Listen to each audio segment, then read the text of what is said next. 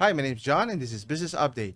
In this week's episode, we'll be talking about the recently launched Hogwarts Legacy. Now, it's been in the market for quite a few weeks or so since its launch, and with the hype that it's generated, obviously a lot of big Harry Potter fans is looking forward to the game. But the controversy that has risen, would it negate the hype, or it didn't matter here? But based on the article here, according to businesswire.com, well, it didn't matter. Obviously, at the end of the day, if a game is tremendous here, people would still play. Obviously, there's a big fan base for the Harry Potter franchise, despite the negative backlash that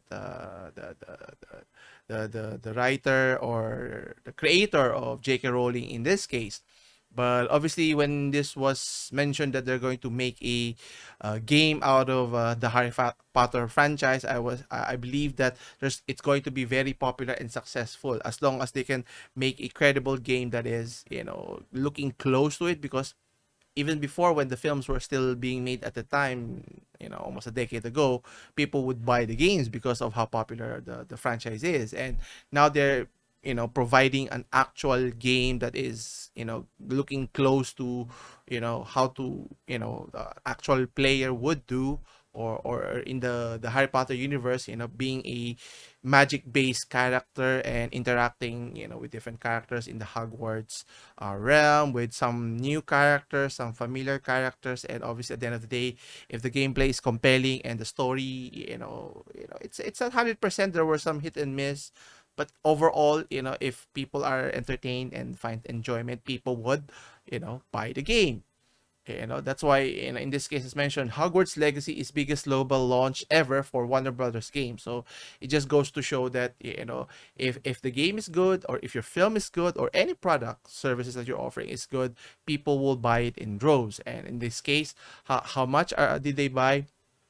Well, they bought over 12 million units already and generated close to $1 billion in revenue worldwide in the first 2 weeks alone. So imagine that. Now, there was a similar situation, I think, a few years back, when the PlayStation 5 was going to be launched, and then the title of Cyberpunk 2077 was going to be launched at the same time. But with the hype was generated, was tantamount because of who the publisher was, CD Project Red, uh, who are the makers of the Witcher series. But obviously that didn't happen to be. It had a myriad of issues. It was a not completed game, and obviously it faltered. A lot of people were disappointed and caused a lot of commotion that was not unnecessary here.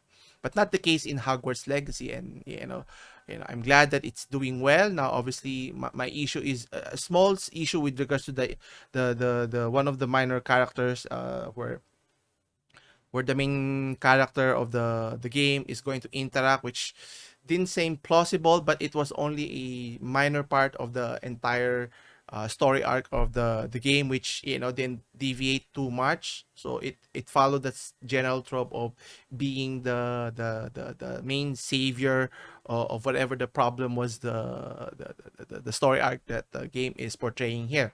But being able to play, using your wands to be able to traverse, using your broomstick to traverse different parts of the area, using the wand as your main weapon, your magic weapon, and being able to cast the familiar Leviosa, Incendio, and even the forbidden spells, the Cruciatus, and the what was the other two? Avada Kedavra, I think. I forgot the other one. But anyway, so meaning being able to do that, obviously a lot of the fans would be excited to try it out and how to explore and enjoy the game here. Anyway, going further in the article, let's take a closer look. Anyway, it was mentioned that Warner Brothers Hogwarts Legacy is the critically acclaimed open world action role RPG. It had sold more than 12 million units and close to $1 billion of sales in the first 2 weeks alone. So imagine that, for gaming fans, whether you're playing in the PC, whatever platform you're playing, you'll be able to have a chance to play those games. And it just goes to show the popularity of the brand, and the game, not just from the movies, now the game, and even the merchandise, even in theme parks, a lot of people are still are enjoying the universe that is Harry Potter still. And it was mentioned here that the game was developed by Avalanche Software and published by Warner Brothers, obviously, which owns the IP of Harry Potter, under the Port Games label, and was also available for the different platforms, which was launched, was available on the July 25th. Sorry, on April 4th, and the Nintendo Switch later this year. But it was already released, available for the PC version here. And obviously, it what it focused on was going before the period of Harry Potter's time frame, which is pretty interesting. They had a different headmaster, which is not Dumbledore. So actually, the headmaster has only a minor role in the whole story arc here. But it was pretty interesting how the character interacted with the headmaster at the time, and there were some familiar names or families, which I won't spoil for the people who haven't played the game, but you'll see some familiar locations. I think the location wise, in terms of Hogsmeade, the Hogwarts castle, I think is staying true to the game here and being able to explore the area. I think that alone would create a lot of hype interest from other people, and the fact that character can actually utilize the room of requirement, which is pretty interesting on how they conceptualize the idea for the character to be able to utilize that avenue here, which is pretty interesting here.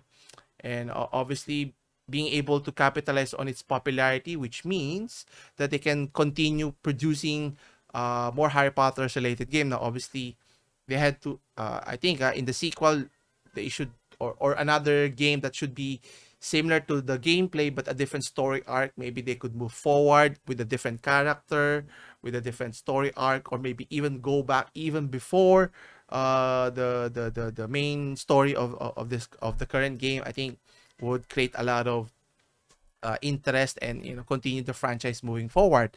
And they could improve of some of the technical issues that it showed in the game. I mean, it's not perfect, but a lot of fans would be excited to play, or are playing currently, right? Actually, I'm planning on buying it myself to be able to play it in the very near future, especially if time permits here. So the question is, if you're a big Harry Potter fans, gamers yourself, would you consider buying the game? Despite the controversy here, which is, I think, is warranted, but that's on a different issue because of the author's personal opinion versus the actual game that we're looking at here. Anyway, I think that's about it for this week's episode. So come back again on Wednesday for more business update. Leave your comments down below. And if you have any questions, as always, I'll see you in the next one. Take care.